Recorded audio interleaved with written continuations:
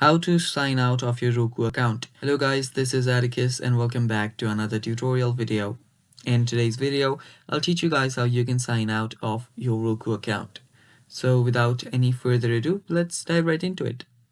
The first thing you will need to do is open up a web browser and simply search for Roku. You can directly head over to your Roku.com too. And for people who do not know what Roku is a streaming service. You can watch TVs, series, and movies, and many more just by connecting to your internet.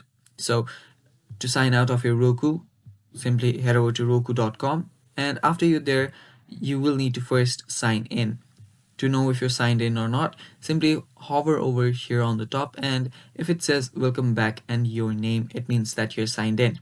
Now, after you're signed in, to sign out, simply again hover over this profile icon, and on the bottom you will see sign out option. Simply click on sign out, and after you click on sign out, you will get signed out. And yeah, that is basically it.